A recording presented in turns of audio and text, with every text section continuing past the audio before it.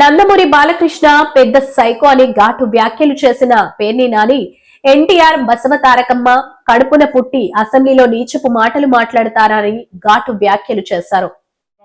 Notification ఇచ్చినటువంటి 6100 కూడా 6100 notification పోస్టులు కూడా మీ ఖాతాలో కలుపుకుంటారు. మీ ఖాతాలో కలుపుకుని అప్పుడు ఎంత అవుతాయి? 10,000 పట్టుమని 10,000 పోస్టులు కూడా లేనటువంటి మీ డిఎస్సిని 15,000 అని చెప్పి ఈ 15,900 ఇచ్చి అంటే ఏంటిది ఉత్సవం ఏంటి?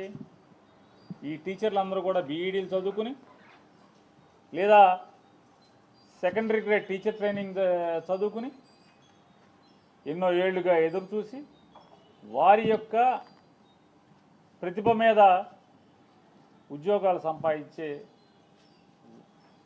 సంపాదించినటువంటి పరిస్థితులు వారి అయితే మీరేదో వారందరికీ ఎన్నికల ముందేమో 25,000 మందిని తీస్తామని చెప్పారు. ఎన్నికలు అయిన తర్వాత ఏమో జగన్మోహన్ రెడ్డి గారు 6,100 పోతే మీరంతా కలిపి 9,000 పోస్టులు కూడా ఇవ్వని పరిస్థితి. దానికి హంగామా, ఆర్భాటం, ఖర్చు, సినిమా షూటింగు, ఈ ప్రచార ఆర్భాటం కోసం ఇన్ని చేస్తే మరి జగన్మోహన్ రెడ్డి గారు 4 మాసాల తన అధికారంకి వచ్చినటువంటి 4 మాసాల్లోపు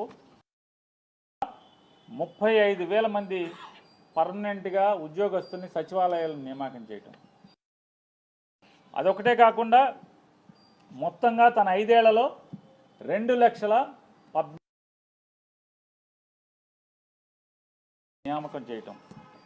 కేవలం ఒక్క వైద్య విద్య ఆరోగ్యంలోనే సుమారుగా 50,000 పైచీలకు ఉద్యోగాల్ని దాంట్లో మెడికల్లో నియామకం చేయటం.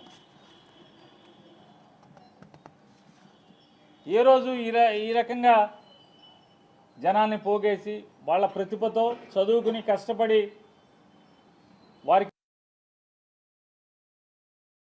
మీరేదో ఘనకార్యం చేసినట్టు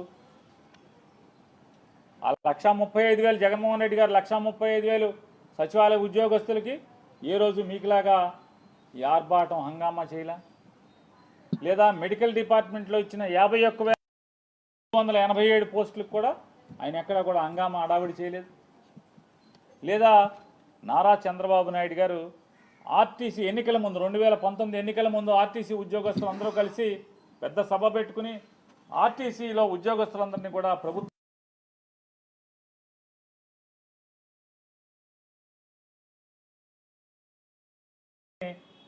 మీటింగ్లో మైక్లో చెప్పినటువంటి నారా చంద్రబాబు నాయుడు గారు ఆయన అనుభవం ఆయనదైతే, అటువంటి అనుభవం అయితే జగన్మోహన్ రెడ్డి గారు పాదయాత్రలో ఇచ్చిన హామీ మేరకు ఆర్టీసీ ఉద్యోగస్తులందరినీ కూడా ఆయన సంవత్సరం తిరక్కముందే ఎన్నికల హామీని అమలు చేయటం, ఆర్టీసీలో ఉన్నటువంటి 51,000 మందిని ప్రభుత్వ ఉద్యోగులుగా విలీనం చేసుకోవటం. మరి ఏ రోజు ఆయన ఆర్టీసీ వాళ్ళందరినీ కూడా కూర్చోబెట్టి మొత్తం 50,000 మందిని పెట్టాలంటే ఎంత పెద్ద గ్రౌండ్ కావాలి, ఎంత పెద్ద 50,000 మందిని కూర్చోబెట్టి నియామక పత్రాలు ఇవ్వాలంటే ఎంత పెద్ద సభ అవుతుంది, లేదా ఎన్ని రోజులు సమయం పడుతుంది వాళ్ళందరికీ కూడా నియామక పత్రం అందజేయాలంటే? అంటే దిగజారి అంటే దివాళా కోరుతనం. ఇస్తా అన్నది 25,000, ఇచ్చిందేమో 9,000 కూడా కాదు. మీరు దీనికి నియామకం అప్లికేషన్ దశలోనే, అంటే కాగితం పెట్టుకునే దశలోనే 10th క్లాస్లో ఇన్ని మార్కులు కావాలి, ఇంటర్మీడియట్లో ఇన్ని మార్కులు కావాలి, డిగ్రీలో ఇన్ని మార్కులు కావాలి. వాళ్ళు చదువుకున్నది బీఈడీ సీట్ రావాలంటే ఖచ్చితంగా ఎంట్రన్స్ ఎగ్జామ్ రాస్తే మాత్రమే బీఈడీలో సీట్ వస్తుంది. ఎడ్సెట్ సీట్ రాయాలి, ఎడ్సెట్లో మంచి ర్యాంక్ వస్తేనే బీఈడీ సీట్ వస్తుంది. మరి బీఈడీ సీట్ వస్తే దానికి క్వాలిఫికేషన్తోనే అయ్యారు కదా. 10th క్లాస్లో ఇన్ని మార్కులు కావాలి, ఇంటర్మీడియట్లో ఇన్ని మార్కులు కావాలి. ఇట్లా మీరు ఎన్ని లక్షల మందిని మీరు కోతకొచ్చారు. అనర్హులుగా ప్రకటించారు అప్లికేషన్ పెట్టుకునే దశలోనే. మీరు నోటిఫికేషన్ ఇచ్చిన దగ్గర నుంచి కూడా అన్నీ తప్పులు తడక, అన్నీ తూచులు. చివరికి సాధారణంగా నేను నా అర్హతను బట్టి 3 పోస్టులకో 4 పోస్టులకో నేను అప్లికేషన్ పెట్టుకుంటాను. 4టికి నేను 4టికి సెలెక్ట్ అయితే 4టికి నా మెరిట్ని బట్టి 4టికి మీరు అవకాశం ఇవ్వాలి. వచ్చిన తర్వాత నేను సెలెక్ట్ అయిన తర్వాత ఎందులో తీసుకుంటానో నాకు ఛాయిస్ అనేది వాళ్ళ హక్కు. కానీ మీరు ఎవరిని ఏం అడగకుండానే మొదటి ప్రాధాన్యత కింద ఏది పెడితే దాంట్లోనే మీరు ఆర్డర్ ఇచ్చేస్తారు. మెరిట్ లిస్ట్ ప్రకటించరు. కేవలం ఈ 15,000 చిల్లర మందికి మాత్రమే మీరు నియామక పత్రాలు డైరెక్ట్గా పంపించేస్తారు. 3 లక్షల చిల్లర మంది రాస్తే అందరికీ మెరిట్ లిస్ట్ ఇవ్వాలి కదా, ఎందుకు ఇవ్వరు మీరు? ఏం తంతు జరుగుతుంది దీంట్లో అని అడుగుతున్నాను.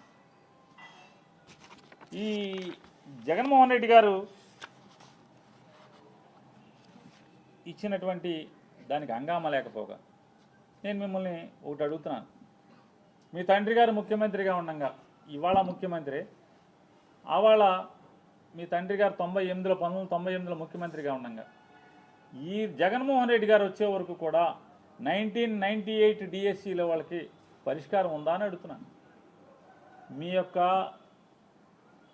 అడ్మినిస్ట్రేటివ్ మిస్టేక్స్ వల్ల, మీ పరిపాలన తప్పుల తడక వల్ల అన్ని కోర్టుల్లో పడి 1998 డిఎస్సి దాంట్లో పరీక్షలు రాసిన వాళ్ళు చివరికి వయసు అయిపోయినా కూడా వారికి దిక్కులేని పరిస్థితి.